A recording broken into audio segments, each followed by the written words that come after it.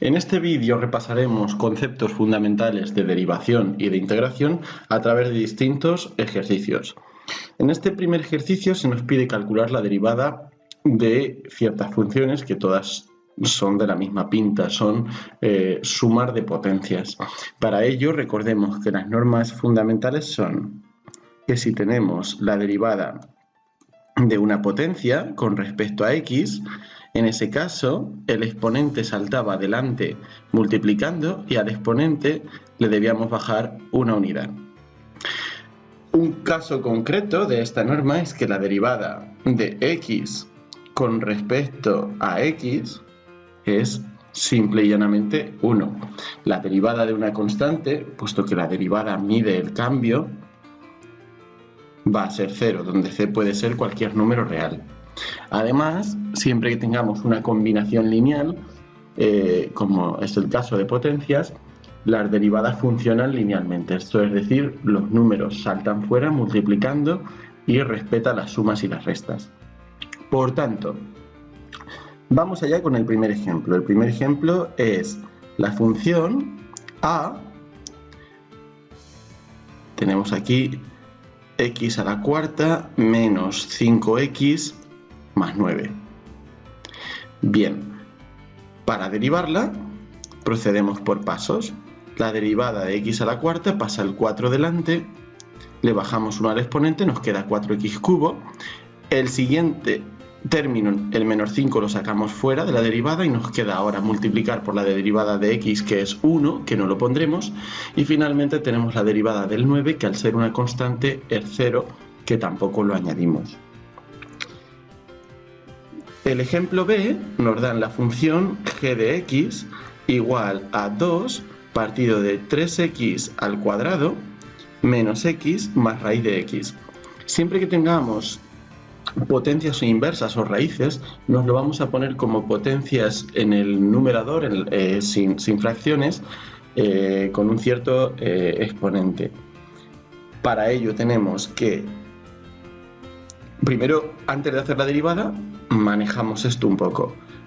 Este 2/3 lo vamos a sacar fuera como un número para no liarnos. Y ahora nos queda 1 partido de x al cuadrado. 1 partido de x al cuadrado lo expresaremos a través de un exponente negativo, x a la menos 2. El menos x ya está bien, lo dejamos tal cual está. Y raíz de x lo vamos a poner como x a la 1/2. Una vez que lo tenemos así, ahora podemos derivar más cómodamente. Ahora la derivada de g de x con respecto a x va a ser el 2/3, lo dejamos igual. Ahora el menos 2 saltará adelante multiplicando.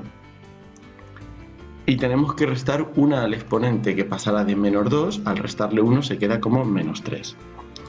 La derivada de x es 1, así que tenemos menos 1.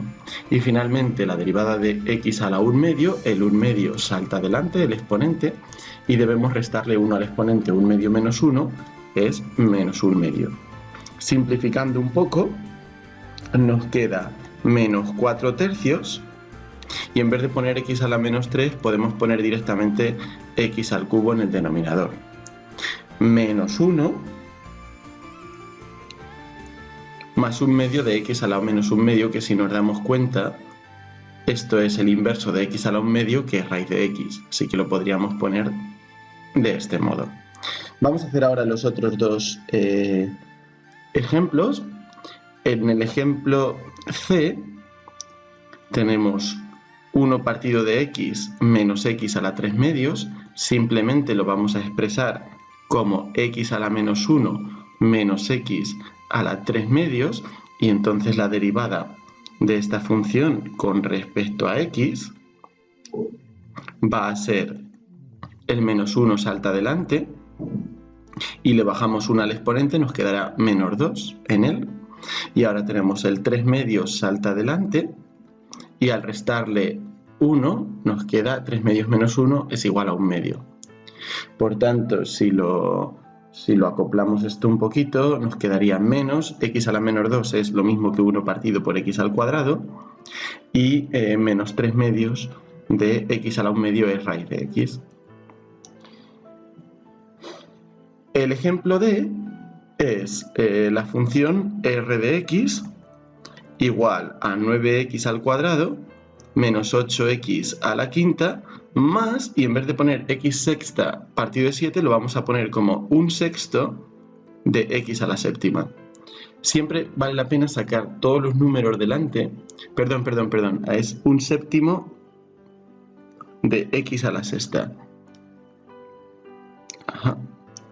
Bueno, pues decía que vale la pena sacar los denominadores como un número que multiplica delante. Ahora derivar es muy sencillo, porque tenemos 9 multiplicado por la derivada de x al cuadrado, que es 2x, menos 8 por la derivada de x a la quinta, que son 5x a la cuarta, y finalmente más 1/7 por la derivada de x a la sexta, que es 6x a la 5. ¿Y esto qué nos quedará? Nos quedará 18x menos 40x a la cuarta más 6/7 de x a la quinta. Esta expresión que tenemos aquí.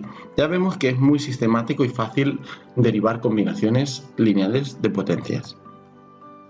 En el siguiente ejercicio se nos pide calcular la pendiente de una cierta curva en dos puntos distintos y decir si crece o decrece. Recordemos que la pendiente es simplemente el valor de la derivada, y para saberla en un cierto punto sustituiremos su valor en la función derivada. Bueno, la función que nos dan en este caso es 5 partido de x menos 3x. Hemos derivado funciones muy similares en el ejercicio anterior. Antes de derivarla, escribimos esta función como 5 por x elevado a menos 1 menos 3x. Y ahora la derivada de esta función es el menos 1 salta adelante, o sea, tengo 5 por el menos 1, le bajo 1 al exponente, me queda menos 2, menos 3 por la derivada de x, que es 1. O sea que la derivada me queda menos 5x a la menos 2, que lo puedo poner como x al cuadrado, menos 3.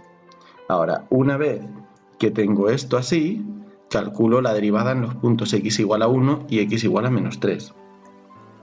La derivada evaluada en el punto x igual a 1, que me da la pendiente en ese punto, va a ser igual a menos 5, sustituyo la x por 1 al cuadrado, menos 3, que me queda menos 5 menos 3, menos 8. Esto lo que me está diciendo es que en este punto, conforme yo avanzo una x hacia la derecha, la y baja 8 unidades. Del mismo modo, la pendiente en el punto x igual a menos 3, ¿a qué va a ser igual? Va a ser igual a menos 5 partido de menos 3 al cuadrado, o sea, menos 5 novenos, menos 3, que son 27 novenos. Juntando todo esto me queda menos 32 novenos, menos 3 y pico. Bueno, pues ahora, ante la pregunta de si crece o decrece la curva, como en ambos casos es la pendiente negativa, decrece en ambos puntos. Recordemos que la derivada es positiva cuando la función crece, es negativa cuando la función decrece y va a valer 0 en intervalos constantes, máximos, mínimos y puntos de inflexión. Contemplamos ahora un ejercicio sobre el tema de máximos y mínimos. Recordemos que una función tendrá un máximo o un mínimo en un valor de x en el que cumpla, como acabábamos de decir, que su derivada sea igual a 0. Bien, en esta función que nos la dan representada gráficamente intuimos que hay aquí un máximo en el 0, un mínimo un poquito a la izquierda del 1,5 quizá, de menos 1,5 y algo a la izquierda del 4,5 por aquí. Bien, pues vamos a encontrar la posición exacta de esos máximos y de esos mínimos. Para ello lo que hacemos es calcular la derivada de la función. Y entonces, ¿qué tenemos? La derivada de 1 es 0, sacamos el menos 1 medio fuera para no liarnos, tenemos el x al cuadrado, la derivada de x al cuadrado es 2x, Sacamos el menos un sexto fuera y la derivada de x al cubo va a ser 3x al cuadrado. Sacamos el 1/24 fuera y la derivada de x a la cuarta va a ser 4x al cubo. Por lo tanto, simplificamos un pelín, menos 1/2 con 2 nos da menos x, menos 3 sextos me da menos 1/2 de x al cuadrado y 4 entre 24 nos da 1 sexto. Y nos queda esta ecuación. La verdad es que es una ecuación bastante complicada. Normalmente los ejemplos que pueden surgir son más fáciles, pero bueno, esto se puede hacer también perfectamente. O sea, es una ecuación cúbica, pero que no tiene término independiente. Por lo tanto, sacamos factor común y lo que nos queda es x por menos 1 menos 1/2 de x más 1 sexto de x al cuadrado. Todo esto es 0. O sea que ya encontramos la primera solución. La primera solución es x igual a 0, algo que ya habíamos previsto aquí. Y para la otra tenemos que resolver una ecuación de segundo grado. De aquí, donde la a vale 1 sexto, la b vale menos 1/2, la c vale menos 1.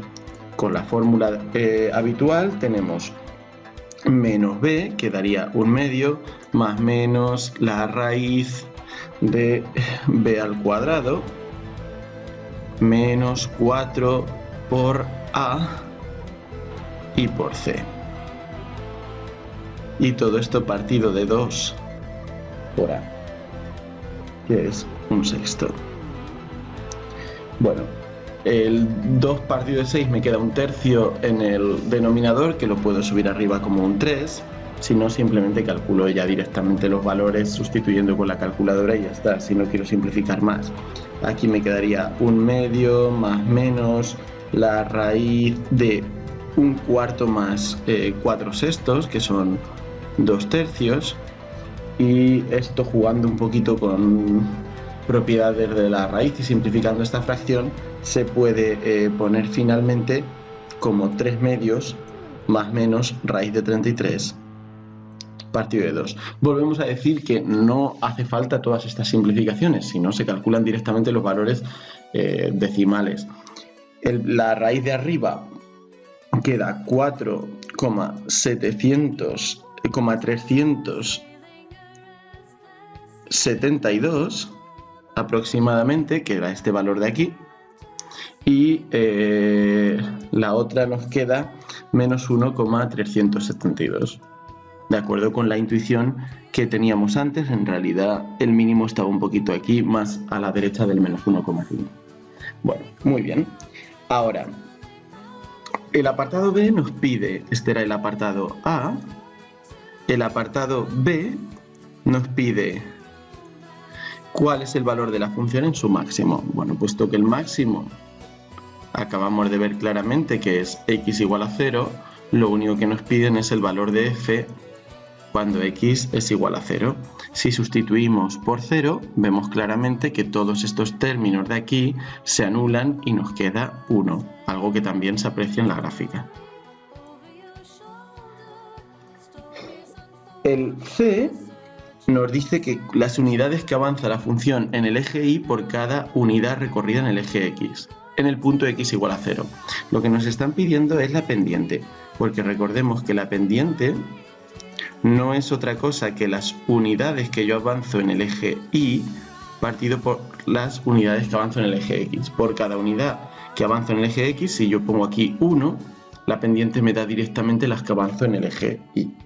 Pero en este caso, en x igual a 0, hemos visto que la derivada valía ¿cuánto? La derivada valía 0. O sea, o lo podemos ver directamente sustituyendo aquí en la expresión que teníamos para la derivada, y puesto que la derivada vale 0, eso significa que justo en ese punto la tendencia es a que la y no incremente nada al movernos x una unidad. O sea, la tendencia aquí es una línea recta donde al avanzar en las x no avanzo hacia arriba ni hacia abajo en las y. El apartado D sí que está hecho para hacernos pensar algo más. En él nos dice que cuál es el punto entre x igual a 0 y x igual a 3. donde la pendiente es máxima en valor absoluto, o sea, donde la inclinación de esta función es mayor. Bien, aquí nos han mezclado dos conceptos. Uno es que la pendiente es una función de x, o sea, la pendiente va cambiando según el valor de x. Por ejemplo, aquí al principio la inclinación es nula y poco a poco se va inclinando más. Intuimos que aquí es el punto más o menos donde está más inclinado. Y esa pendiente, ¿quién nos la da? Nos la da la derivada. O sea, la función que nos da la pendiente, ya la habíamos sacado, es menos x menos un medio de x al cuadrado más un sexto de x al cubo. Y ahora nos dicen que esta pendiente debe ser máxima. Cuando queríamos hallar el máximo de una función, lo que hacíamos era que la derivábamos y la igualábamos a 0. Por tanto, vamos a derivar esta función, la derivada de la pendiente de x, que es como hallar la segunda derivada de f. ¿Y esto qué es? La derivada de menos x me da menos 1, sacamos el menos 1 medio fuera, multiplicamos por la derivada de x al cuadrado, que es 2x, más un sexto por la derivada de x al cubo, que es 3x al cuadrado, y esto si simplificamos me queda menos 1 menos x más un medio de x al cuadrado. Y ahora yo tengo que igualar esto a 0. En este caso, si hacemos esto, con la fórmula cuadrática nos queda que x es igual a 1, que es menos b, más menos la raíz de 1 menos 4 por un medio, que es a, por menos 1, que vale c, partido de 2 por a, que es 2 por un medio. O sea que es 1 en el denominador y esto nos queda 1 más menos la raíz de 3, que poniendo decimales nos da dos valores, que son menos 0,732 y 2,732. El menos 0,732 es el punto entre el mínimo y el máximo que hay aquí, donde la inclinación es mayor, que es este de aquí. El punto 2,732, bueno, pues lo habíamos puesto aquí a ojo de buen cubero, resulta que está más bien por aquí, en el 2,732, es el punto que hay entre el máximo y el siguiente mínimo, donde la inclinación en realidad es mínima, o sea, toma el valor más negativo posible, pero como nos dicen en valor absoluto, pues es máxima, lo más inclinado. Fijémonos que luego no nos da valores más allá de el mínimo hacia la derecha ni de este otro mínimo hacia la izquierda, porque ahí la pendiente nunca llega a ser máxima, sino que cada vez va creciendo más y más y más y más sin llegar a encontrar un máximo. Muy bien, pues este ejercicio nos ha permitido integrar distintos conceptos. Ahora en el ejercicio 4 nos proponen un ejercicio algo avanzado, que es usar la definición formal de derivada para hallar las derivadas de x a la cuarta y del seno de x. Bueno, en el apartado A nos dice que usando esta fórmula para el binomio de Newton, como si fuera una identidad notable pero a la cuarta, o sea, si multiplicas a más b por a más b por a más b por a más b, puedes agrupar todos los términos de este modo, que demostremos que la derivada de x a la cuarta es 4x cubo.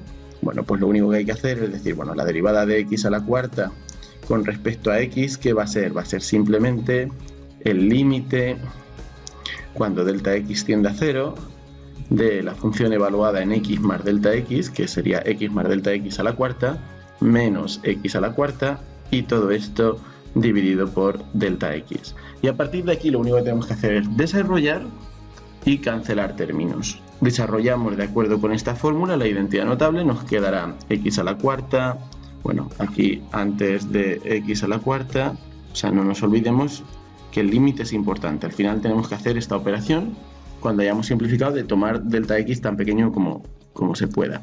X a la cuarta más 4x al cubo por delta x, estamos siguiendo esta fórmula, más con a igual a x y b igual a delta x, más 6x cuadrado por delta x al cuadrado, más 4x por delta x al cubo, más delta x a la cuarta, y finalmente no nos olvidemos que hay que restar x a la cuarta.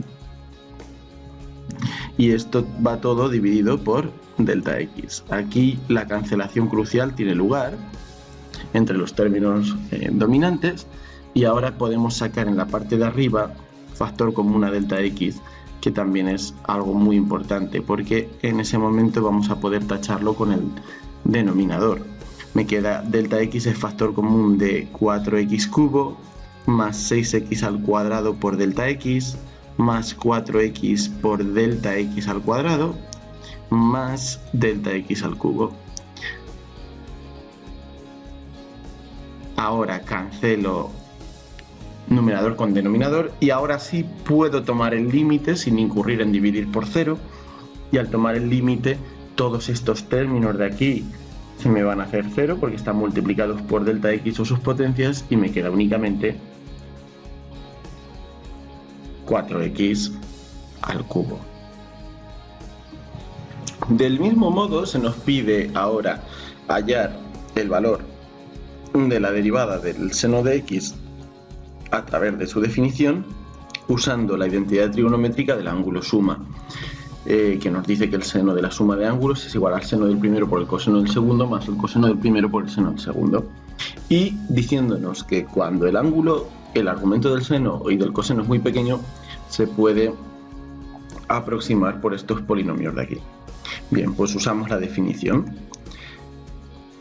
exactamente igual que antes.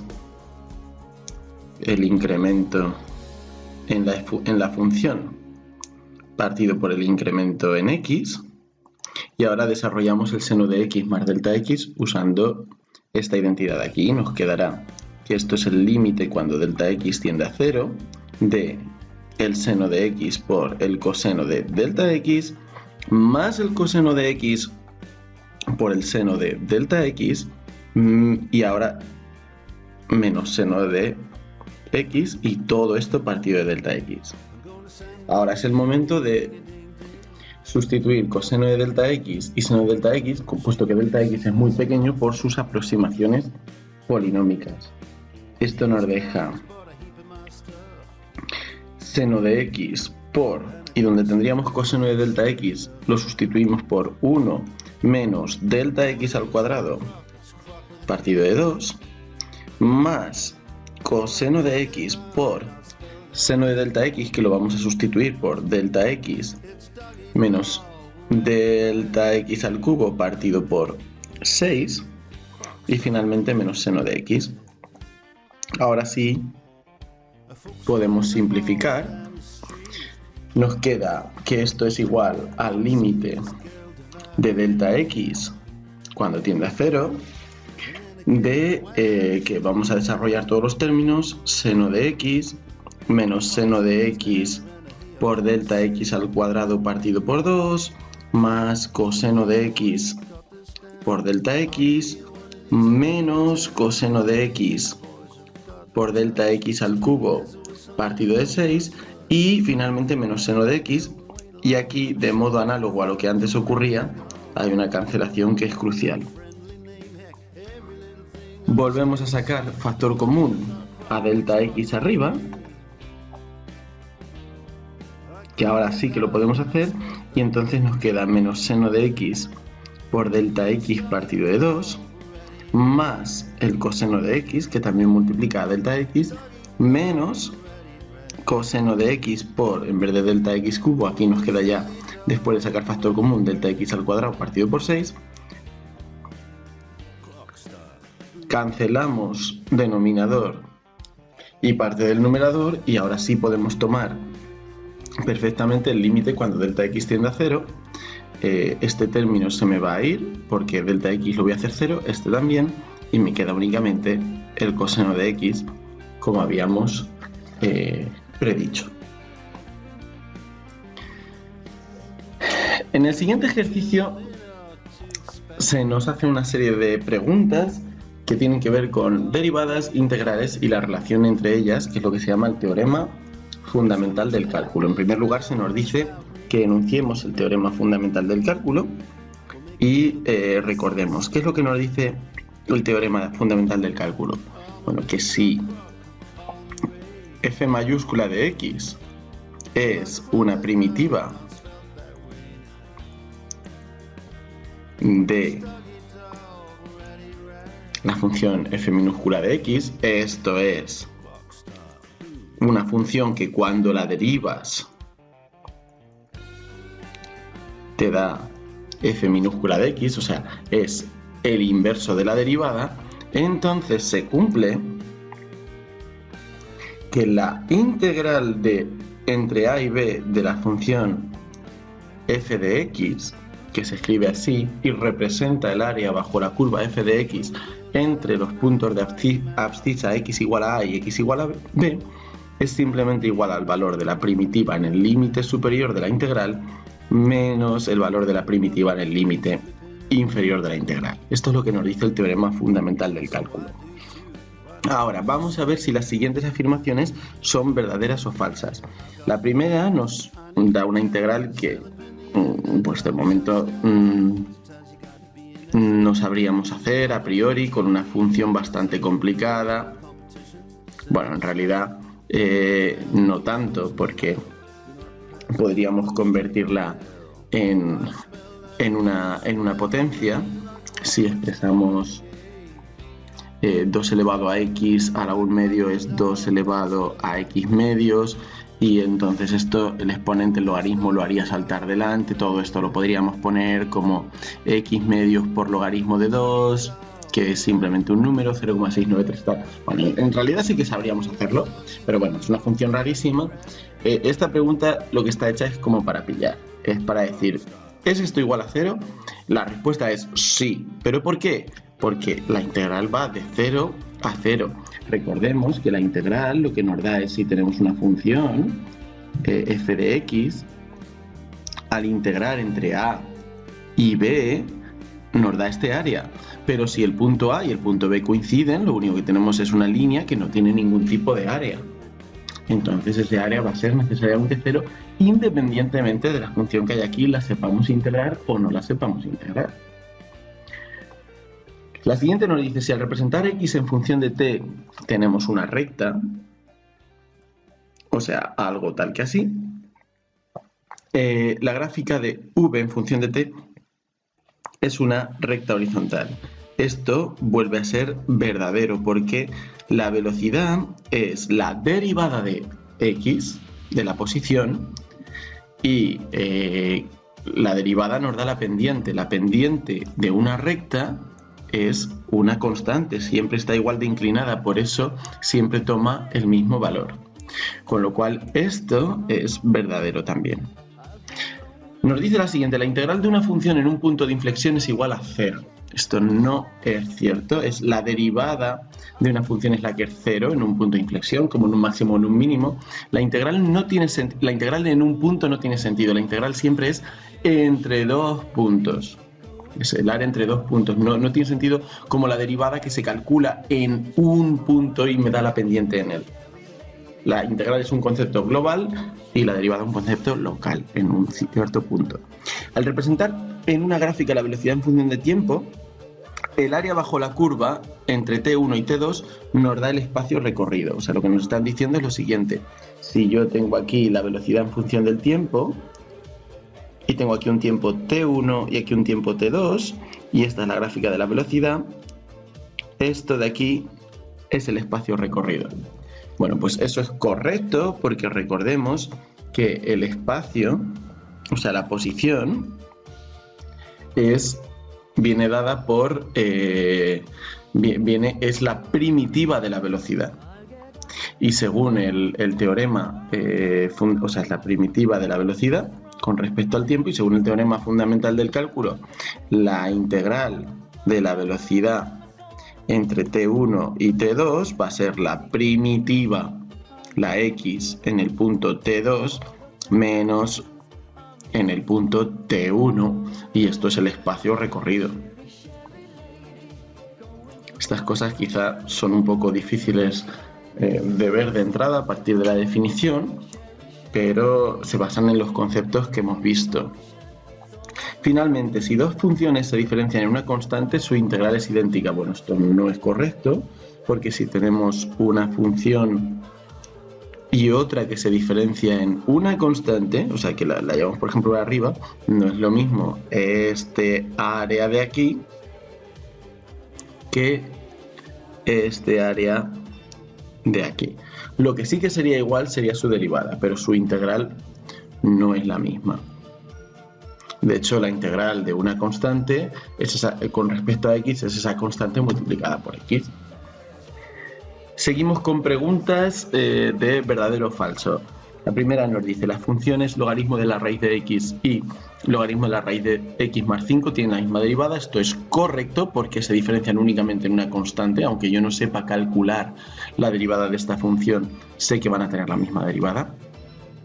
Nos dice, las funciones f de x igual a x y g de x igual a x más 5 tienen la misma integral. Acabamos de ver que dos funciones que difieren en una constante tienen la misma derivada, pero no la misma integral.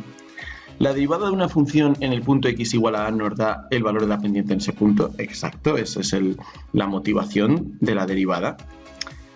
Aquí nos dice, si tenemos dos gráficas posición-tiempo, la gráfica velocidad-tiempo es exactamente la misma para los dos. Y esto es correcto, porque la velocidad es la derivada de la posición y vemos que estas dos funciones A y B difieren simplemente en una constante. Su pendiente en todos los puntos es lo mismo, solo que aquí en A con respecto a B todos los puntos se han bajado un poco.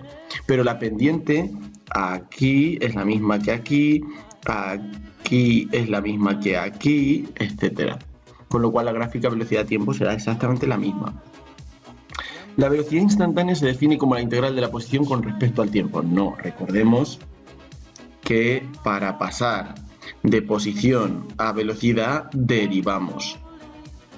La velocidad sí que es la integral de la aceleración. O sea, estas dos relaciones son válidas, pero la que está ahí escrita no es válida. Para pasar de posición a velocidad no integramos.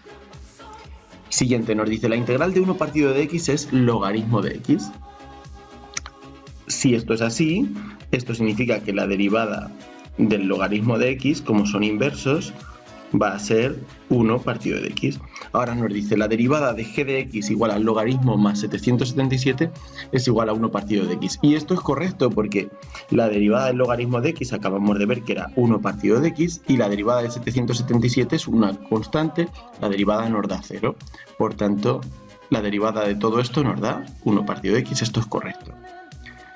En los máximos, mínimos y puntos de inflexión de una función se cumple que la integral es 0. Esto ya habíamos visto que es falso, que en el 0 es la derivada y además no tiene sentido de hablar de la integral de una función en un punto. Finalmente, la integral de f de x igual a 1 entre x igual a 0 y x igual a 1 es igual a 1. Bueno, lo podríamos hacer simplemente calculando la integral entre 0 y 1 de 1, que va a ser la integral de la primitiva de 1 es x, en este caso, y tendríamos que hacerla en el 1, que me da 1, y en el 0, que me daría 0. Bueno, aquí hay unas constantes que se me cancelarán, y por tanto al restarlos efectivamente me da 1. No hace falta ni siquiera que haga la integral. O sea, la función igual a 1 es una constante que vale siempre 1, y entre los puntos 0 y 1, pues el área es esta, es simplemente un cuadrado de 1 por 1, que tiene evidentemente área igual a 1. En el ejercicio 6 se nos pide calcular las primitivas de algunas funciones que son combinaciones lineales de potencias. Recordemos que si tenemos una función que es una potencia, la primitiva la obtenemos sumándole 1 al exponente y dividiendo todo por el nuevo exponente. Casos concretos son cuando tenemos una constante, bueno, ya a esto le añadimos, siempre hay una posible constante de integración, porque cuando la derivamos, la derivada de la constante es 0, o sea que hay infinitas primitivas para cada función. Un caso concreto de esto es cuando tenemos un número. En ese caso, la primitiva va a ser ese número multiplicado por x, porque es como si estuviera multiplicado por x a la 0, le sumamos 1 al exponente, dividimos entre 1, nos queda x, más la constante de integración. Bien, dicho eso, vamos a ver, tenemos primer caso, f de x igual a 5x al cubo más 20x. Bueno, las primitivas, igual que las derivadas, funcionan bien con las combinaciones lineales. Los números salen fuera y las sumas funcionan de modo natural. Por tanto, tengo 5 que lo saco fuera. Ahora, la primitiva de x al cubo va a ser x a la cuarta partido por 4, más 20 por la primitiva de x va a ser, le sumo 1 al exponente, x cuadrado partido por 2. Y ahora esto le sumo la constante de integración y lo puedo simplificar como 5 cuartos de x a la cuarta más 10x al cuadrado más la constante. En el caso B tenemos la función g de x igual a 2 partido de x al cuadrado menos 5x partido por 3. Esto, antes de sacar la primitiva, me lo voy a reescribir como potencias. Voy a poner 2 y el x cuadrado en el denominador me lo voy a subir arriba como x a la menos 2. El menos 5 tercios me lo voy a sacar fuera para que no interfiera. Y ahora voy a poner aquí la x. O sea, esto no he hecho nada, simplemente he reescrito la función.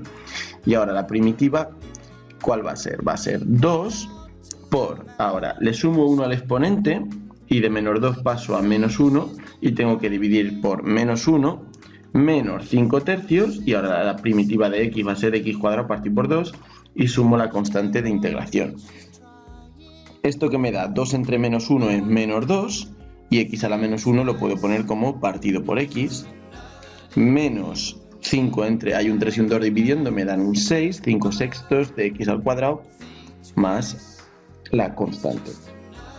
Otro ejemplo más, el ejemplo C, tenemos la función h de x igual a la raíz cúbica de x.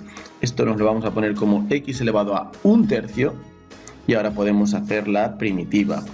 Primitiva va a ser sumarle 1 al exponente, que paso de 1/3 a 4/3, dividir por este 4/3 y poner la constante de integración. Dividir por 4/3 es lo mismo que multiplicar por 3/4, así que lo podemos simplificar de esa manera. Y en el ejemplo D tenemos una función muy sencilla, 8 menos x, pues simplemente la primitiva va a ser la primitiva de 8, que cuidado es multiplicar ese número por x, menos la primitiva de x, que es x al cuadrado partido por 2, más la constante de integración. ¿Vale? Pues acabamos de ver que calcular primitivas realmente es muy sencillo.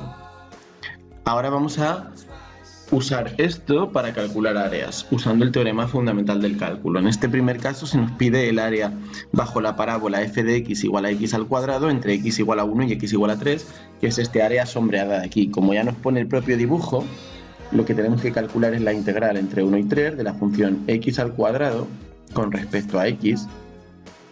Si tenemos f de x igual a x al cuadrado, la primitiva de esta función va a ser x al cubo partido de 3 más la constante de integración, que siempre va a desaparecer al calcular áreas. Ahora, ¿cuánto vale esta primitiva en el límite superior? En 3, 3 al cubo partido por 3, que esto es 9 más c. ¿Y cuánto vale en el límite inferior? Pues 1 al cubo partido de 3 más c, que es 1/3 más esta constante. Cuando yo hago la diferencia entre los dos, siempre se me van a cancelar las constantes de integración, me queda 9 menos 1/3, que son 27 tercios, menos 1/3, que son 26 tercios, o sea, aproximadamente 8,67. No ponemos unidades porque no hemos dado unidades a ninguno de los ejes, o sea, no estamos midiendo, es como si fuera un problema matemático, no estamos midiendo algo en metros o en centímetros o en lo que sea. Vamos con otro ejemplo más. Ahora la curva que tenemos aquí representada es 5x al cuadrado menos x al cubo y nos piden el área sombreada. El área sombreada va desde el punto 0 hasta el punto 5, por lo tanto lo que nos están pidiendo calcular es la integral entre 0 y 5 de la función 5x al cuadrado menos x al cubo con respecto a x. Ahora, si tenemos esta función, pues simplemente hay que calcular la primitiva. La primitiva va a ser, saco el 5, ahora va multiplicado por x cubo partido de 3, menos x a la cuarta partido por 4 con la constante de integración. Muy bien, pues sustituyamos. En el límite superior nos queda 5 por 5 al cubo partido de 3, menos 5 a la cuarta partido de 4, más la constante, que esto da aproximadamente 52,083, 625 entre 12, más la constante.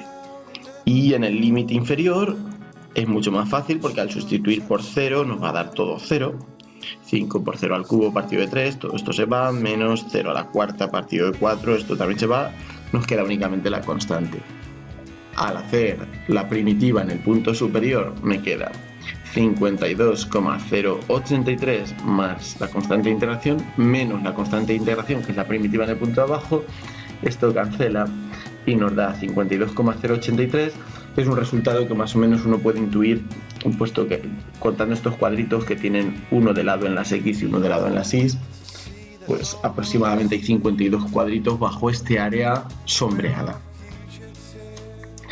Bien, un último ejemplo más complicado es este de aquí. Nos dicen que cuál es el área sombreada en azul claro en la siguiente figura, ¿vale? Y nos dan las funciones x al cuadrado y x al cubo. Lo primero, yo tengo que saber de dónde a dónde va este área, cuál es este punto de aquí y cuál es este punto de aquí, cuánto vale la x aquí y cuánto vale la x aquí. Es el punto donde las dos funciones van a ser iguales, así que simplemente igualamos x al cuadrado con x al cubo, y esto tiene dos soluciones porque puedo agrupar esto como x al cubo menos x al cuadrado igual a 0, saco factor común y me queda x al cuadrado por x menos 1 igual a 0. Y esto tiene dos soluciones, una de ellas es x igual a 0 y la otra es x igual a 1, con lo cual ya he concluido que este es el punto x igual a 0 y este es el punto x igual a 1. Ahora, la observación crucial es que este área no es un área con el eje x, que el eje x sería este de aquí, aunque no me lo pintan, x igual a 0, hemos dicho que es esto, pero yo sé que cuando la x es 0, x cuadrado y x cubo valen 0, o sea que esto debe ser, los ejes deben ser estos que están pintados aquí. Y, claro, la integral, o sea, si yo calculo, por ejemplo, la integral de x cuadrado entre 0 y 1 con respecto a x, lo que estoy calculando es este área de aquí. Si yo calculo la integral de entre 0 y 1 de x al cubo, es el área bajo esa curva, que es esto de aquí. Lo que me puedo dar cuenta es que el área en azul es la diferencia entre las dos. O sea, el área que queremos encontrar es sustraer a el área rayada en azul el área que está rayada en rojo. O sea que lo que voy a tener que hacer es calcular esta integral y restarle esta otra. Bueno, en el caso de x al cuadrado, la primitiva sería x al cubo partido de 3 más la constante, que bueno, la podemos omitir porque se va a cancelar. Al sustituir la primitiva en el límite superior nos va a quedar 1/3 más c, que no lo voy a poner, y al sustituirla en el punto de abajo, 0 al cubo entre 3, 0 más c, pues me quedará c también, las c se van y me queda 1/3. Si hago lo mismo aquí la primitiva es x a la cuarta partido de 4. En el límite superior me va a quedar 1/4 más c, y en el de abajo 0 a la cuarta partido de 4, 0 más c. Las c se van y me queda 1/4. Por tanto, esto es 1/3 menos 1/4, que no es otra cosa que un 12avo. Aproximadamente 0,083 y pico. Muy bien. Ahora pasamos a ejercicios donde se nos pide la relación entre posición, velocidad y aceleración. Recordemos que si tenemos posición, velocidad y aceleración, para ir en este sentido derivaremos, para ir en este otro sentido integraremos y tendremos que poner especial cuidado con las constantes de integración, es decir, la velocidad la puedo obtener como la derivada de la posición con respecto al tiempo, la aceleración como la derivada de la posición con respecto al tiempo. Si tengo la aceleración y la integro me da la velocidad, o sea, integral de la aceleración con respecto al tiempo me da la velocidad, y si tengo la velocidad, si la integro con respecto al tiempo me da la posición. Tengo estas 4 fórmulas que van a ser importantes. En este primer ejercicio es muy fácil porque nos dan la posición, todo en unidades del sistema internacional. Bueno, ya que nos dan unidades, vamos a insistir en ser metódicos poniéndolas, y hay que sacar la velocidad y la aceleración en función del tiempo. Bueno, pues solo hay que derivar. La velocidad en función del tiempo va a ser la derivada de la posición con respecto al tiempo, y la derivada de 5t cuarta es 5 por 4t al cubo menos la derivada de 4t es 4, o sea que esto es 20t al cubo menos 4, todo esto expresado en sistema internacional, metros por segundo. Muy bien. Ahora la aceleración como función del tiempo va a ser esta función velocidad que hemos encontrado, la volvemos a derivar. Yo tengo que derivar 20t al cubo, que me queda el 20 por la derivada de t al cubo es 3t al cuadrado, y la derivada de menos 4 es una constante, me da 0. O sea, tengo 60t al cuadrado. Esto en metros por segundo. Muy bien. Y finalmente me hace una pregunta. ¿Hay algún instante en que el móvil esté parado, es decir, su velocidad sea 0? Bueno, pues si la velocidad es 0, sustituyo en la expresión que tengo aquí. La velocidad es 0 y implica que 20t al cubo menos 4 es 0. Entonces, 20t al cubo va a ser igual a 4, o sea que t al cubo es 4 entre 20, que es lo mismo que decir un quinto, y por tanto el valor de t que buscamos, hay un momento en que está parado que es la raíz cúbica de un quinto, o sea, aproximadamente 0,585 segundos. En ese momento justo va, si va hacia adelante, justo pasa a ir hacia detrás, y en ese momento exacto está parado. O si iba hacia detrás, se para un momento y va justo hacia adelante. Cambia de sentido. Muy bien. Vamos con otro problema parecido, pero ahora nos dan la velocidad. Con lo cual, si tenemos nuestro esquema, para sacar la aceleración, recordemos, derivaremos, para sacar la posición, integraremos. Me piden, sabiendo que la velocidad en función de t viene dada por 3t cuadrado más 5 en metros por segundo, calcular la aceleración a los 5 segundos y la posición también en dicho instante a los 5 segundos, sabiendo que, importante esta condición, a los 3 segundos estaba en el origen de coordenadas, o sea, cuando t es igual a 3 segundos, la x vale 0. Esta condición, ¿por qué me la dan? Porque cuando yo tengo que integrar, o sea, son importantes las condiciones iniciales, o sea, saber dónde comienza la posición, dónde comienza la velocidad. Porque si yo solo sé la aceleración, eso no me basta para poder predecir la posición y la velocidad en un momento futuro, porque no importa solo cómo cambian, sino también dónde he empezado, en qué posición estaba al principio y con qué velocidad me movía al principio. Estas condiciones nos van a permitir determinar las constantes de integración que nos aparecen. Vamos a ver cómo se haría esto. Bueno, vamos a empezar por la aceleración, que es lo fácil. La aceleración, simplemente derivo. Es importante sustituir únicamente al final, una vez que haya derivado. ¿Vale? La derivada de 3t al cuadrado más 5 es 3 por 2t y ya está, porque el 5 es una constante, no lo derivo. Esto es 6t en metros por segundo al cuadrado. Muy bien. Eso ahora ya me permitiría sacar la aceleración a los 5 segundos. Cuando t es igual a 5 segundos, sustituyo la t por 5 y esto me queda 30 metros por segundo al cuadrado. Ahora, para sacar la posición voy a tener que integrar, voy a tener que sacar la primitiva de v en función del tiempo, la integro con respecto al tiempo, y la primitiva de 3t al cuadrado más 5, que va a ser 3 por t al cubo partido de 3, se me van los 3's, más 5t más la constante de integración. O sea que resumiendo, x va a ser igual a t al cubo más 5t más c. Ahora, para determinar la c voy a tener que usar este dato que tenía aquí y voy a sustituir la t por 3 y la x por 0. ¿Qué me da? Me da que 0 es igual a 3 al cubo más 5 por 3 más c. ¿Pero esto qué es? Esto es 27 más 15, que es 42.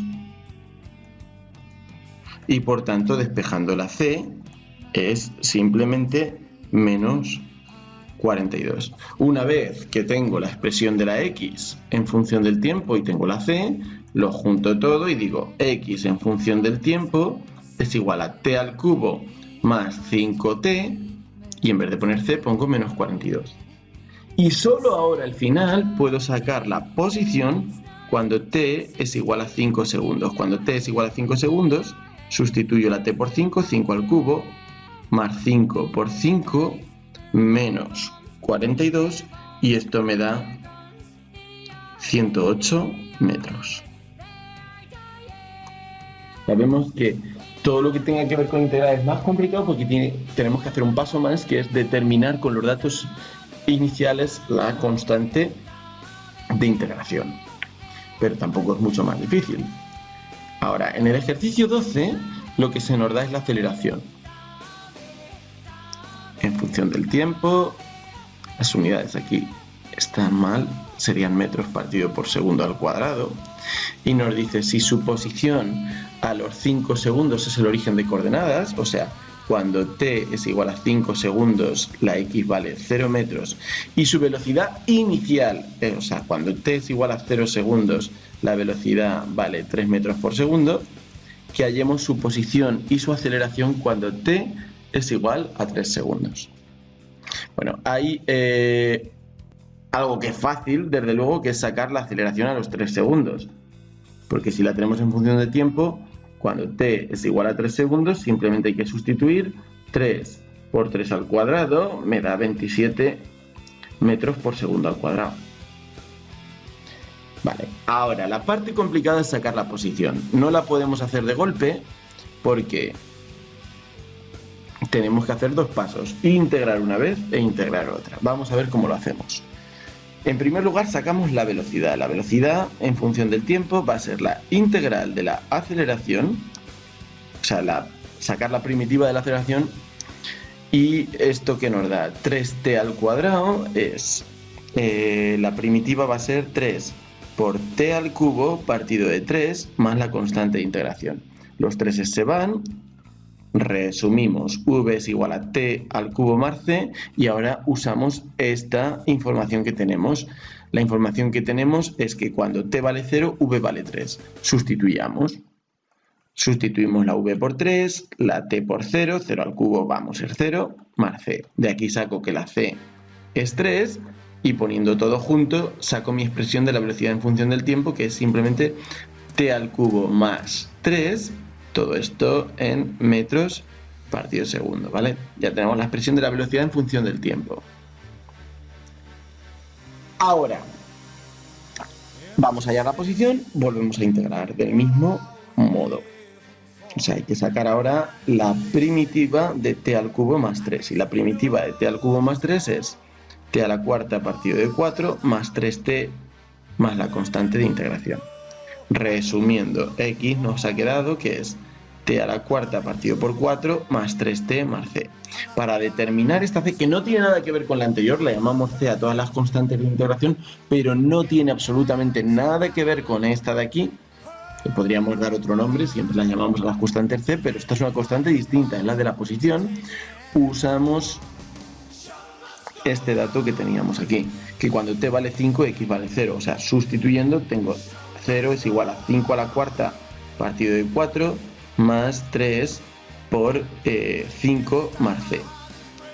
5 a la cuarta partido de 4 más 3 por 5 resulta que es igual a 171,25. Por tanto, despejando, la c me queda menos 171,25. Y ahora ya puedo decir, sustituyendo la constante, que la x en función del tiempo va a ser t a la cuarta partido por 4 más 3t, y la constante es menos 171,25, y todo esto son metros. Vale, ya tengo la expresión de la x en función del tiempo, y solo ahora al final, una vez he derivado todo y demás, puedo calcular la posición a los 3 segundos. O sea, que sería simplemente sustituir la t por 3. Hay una pregunta que me hacen también, y es: indica si hay algún instante en el que el cuerpo esté momentáneamente parado. Bueno, eso significa, como hemos visto antes, que la velocidad debería ser igual a 0. Si igualamos la velocidad a 0, me queda t cubo más 3 es igual a 0. La solución que tiene esto es la raíz cúbica de menos 3. Me da un número negativo, y eso entiendo que, como ir para atrás en el tiempo no tiene mucho sentido, si en el momento inicial era el 0, pues es que realmente no hay ningún momento a partir de t igual a 0 donde se pare este cuerpo, ni siquiera en un instante.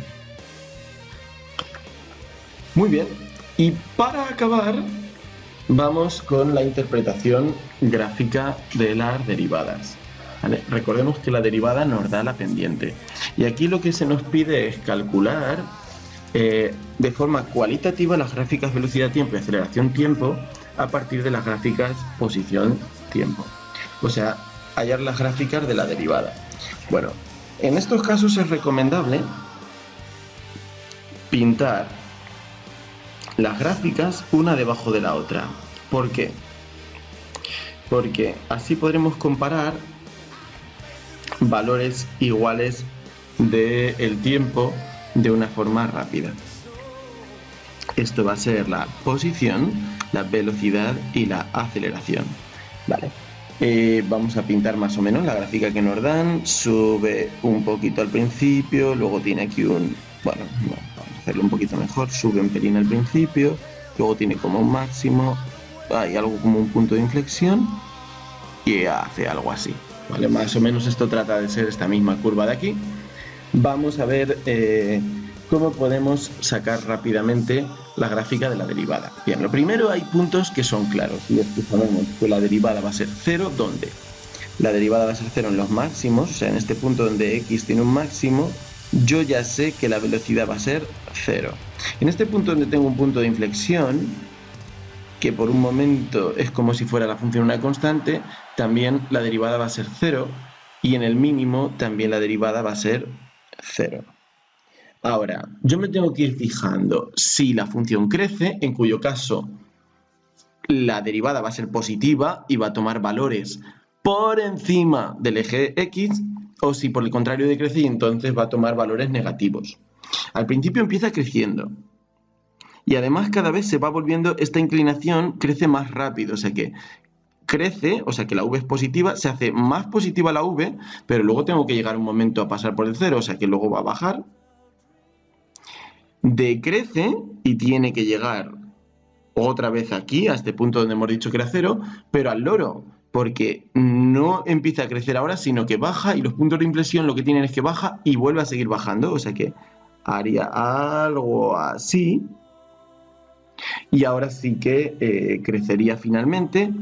Hay un momento en que crece mucho y luego parece que crece un pelín más, se va, o sea, sigue creciendo, pero cada vez lentamente la pendiente, hace algo así. Cualitativamente, evidentemente no estamos midiendo el valor de la pendiente en cada punto y graficándolo, pero tendría una pinta como esa. Del mismo modo, ahora volvemos para sacar la aceleración, cogemos la velocidad como si fuera una función y volvemos a sacar su derivada, donde tiene máximos o mínimos. Eso se traduce en ceros de la aceleración. Ahora, al principio crece la velocidad, eso significa que la aceleración es positiva. Tiene que en algún momento llegar a 0.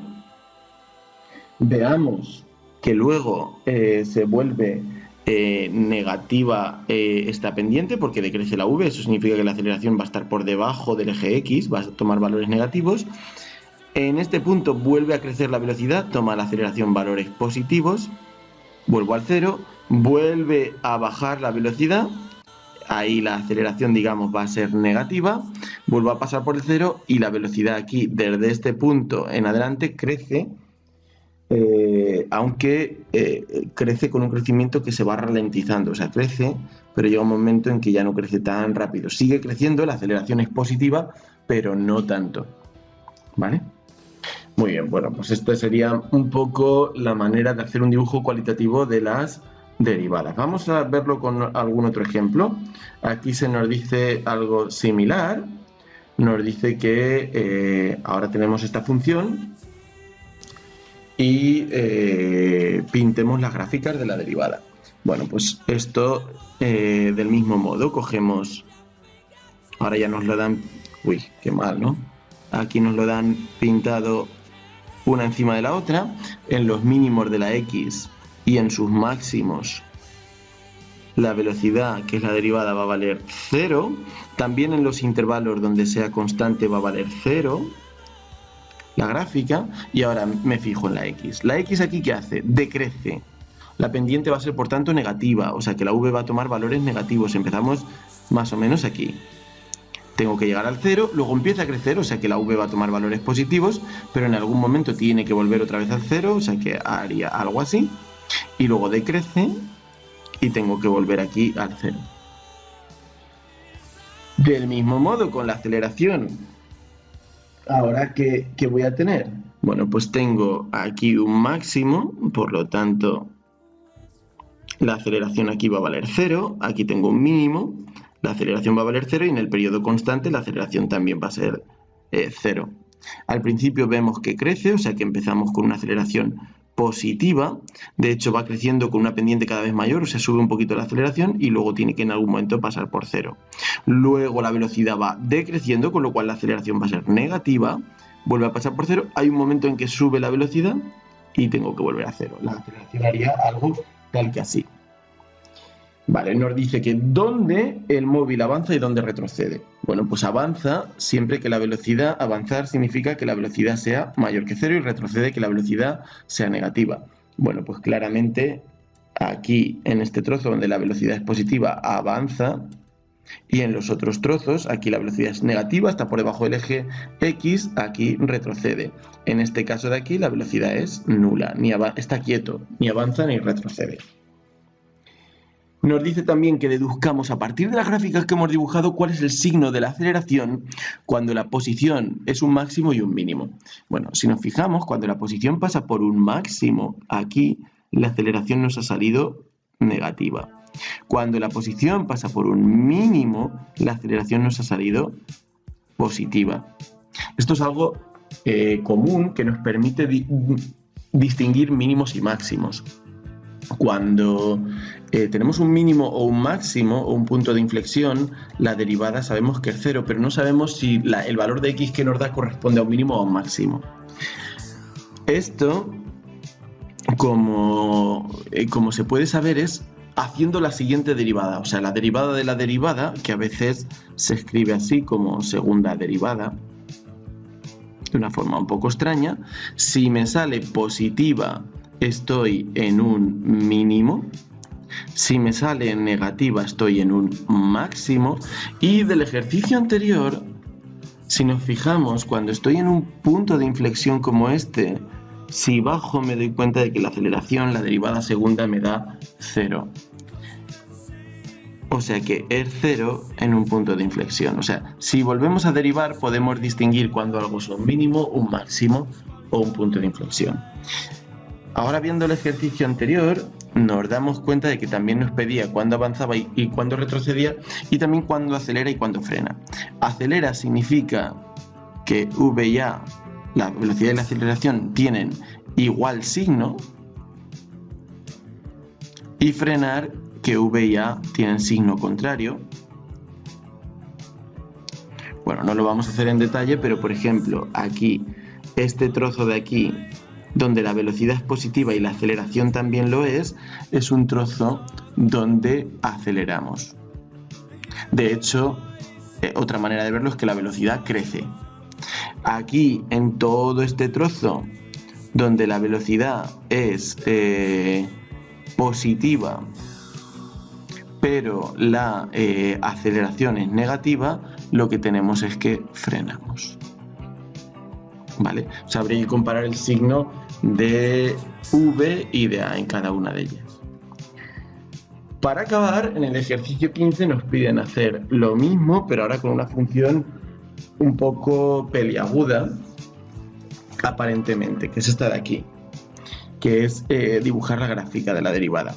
Bueno, aparentemente peliaguda porque luego el único trozo curvo es este, ¿vale? Que ese trozo, pues vamos a ver más o menos que tenemos, que la derivada empieza, o sea, empieza la función como empieza decreciendo.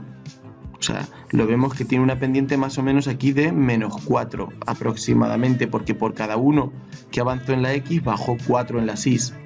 O sea que yo empezaría más o menos aquí en el -4.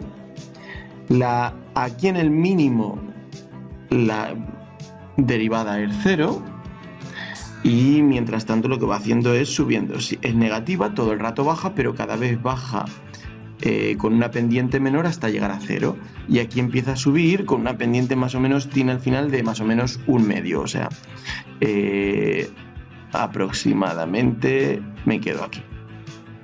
Ahora, de repente hay un salto. Hay un salto y aquí tengo un trozo de recta entre aquí y aquí, que tiene una pendiente de 1, porque avanzo un cuadrito en las Y por cada cuadrito que avanzo en las X. En la recta la pendiente es constante. Por tanto,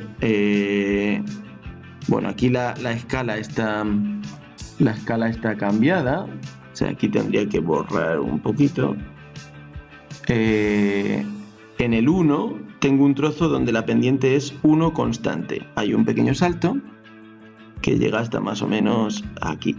Ahora, de repente tengo otra recta donde la pendiente es más o menos 5, porque avanzo por cada uno en la X, 5 en la Y. Bueno, pues en ese pequeño trozo la pendiente es igual a una constante igual a 5. Me doy cuenta de que cada vez que hay puntas en la función, cosas así en una función, la derivada sufre un salto. Aquí hay otra punta, de repente este trozo es constante, en todo este trozo la derivada lo que va a valer va a ser 0. Aquí tengo otra vez una recta con pendiente constante y ahora la pendiente es aproximadamente -3. O sea que aquí tengo un trozo donde vale más o menos -3 la derivada y finalmente aquí tengo un trozo donde vale la pendiente aproximadamente 2 en positivo de aquí a aquí. O sea que tengo un montón de puntas, la función no es suave y eso significa que tengo discontinuidades en la derivada. Me pide además que si podría, a partir de la función que me dan, en vez de la derivada, la primitiva. Vamos a ver cómo haría esto. Más o menos cualitativamente, ¿eh? Bueno, pues cojo, por ejemplo, y empiezo... esto empieza en el -5 o algo así, vamos a suponer que es esto, y empiezo aquí. ¿Y qué es lo que pasa? Si yo quiero dibujar la primitiva, esto va a ser mi derivada, ¿no? O sea, quiero decir, esto ahora va a ser la derivada de la función que dibuje. Es como ir al revés. Aquí, a partir de esta función calculaba su derivada, ahora esta es la derivada de la función que voy a dibujar. Si la derivada, yo me tengo que fijar, ¿la derivada cómo es? La derivada es positiva, aquí vale ahora 9. Esto quiere decir que crezco un montón, crezco por cada uno 9, o sea, voy creciendo un montón, va llegando un momento en que la derivada es 0 aquí. Entonces, cuando la derivada es 0, esto llega a un máximo, la derivada se vuelve negativa, y entonces eso significa que ahora voy bajando, va bajando cada vez más rápido y aquí sigue bajando, la derivada sigue siendo negativa pero un pelín menos rápido, o sea, lo que hace es algo así, o sea, va bajando pero no con tanta pendiente. Y ahora, en los siguientes trozos, ¿qué ocurre? Ahora, en los siguientes trozos, de repente ahora, ¿cuánto vale la derivada? Ahora la derivada vale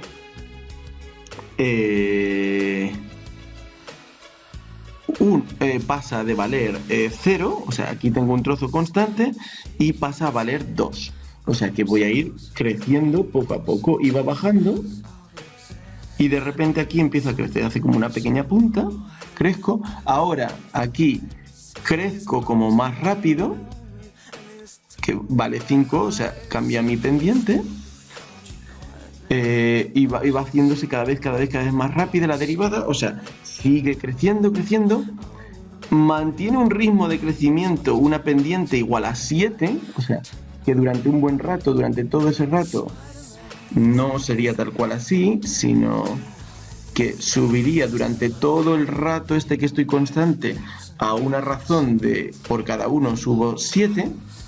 Y finalmente seguiría creciendo, pero cada vez menos, hasta que cuando la derivada vale 0 llego a un máximo. O sea, ahora seguiría creciendo, pero llegaría a un máximo. Esto sería el 10, pues más o menos aquí llego a un máximo cuando la derivada es 0. Ahora la derivada se vuelve negativa, quiere decir que bajo un pelín. Vuelve a pasar la derivada por 0, quiere decir que llego a un mínimo, y luego la derivada vuelve a ser positiva y va creciendo. O sea que la función primitiva sería algo así. Si esto es f de x y esto es la derivada. A ver, lo hemos calculado muy a ojo de buen cubero. Y ahora la función, o sea, la pregunta que nos hacen es, ¿será única la solución? No, porque hay una decisión que hemos tomado que ha sido empezar aquí. La derivada solo te dice cómo creces o decreces, pero no dónde empiezas. O sea, podría perfectamente haber cogido y haber empezado aquí y hacer como el mismo dibujo, pero un poquito por debajo o un poquito por encima. Recordemos que no hay nunca una primitiva, sino que siempre puedo añadir una constante, y todo eso siguen siendo primitivas. Muy bien, pues con esto acabamos nuestro vídeo de repaso sobre propiedades de la derivada y la integral.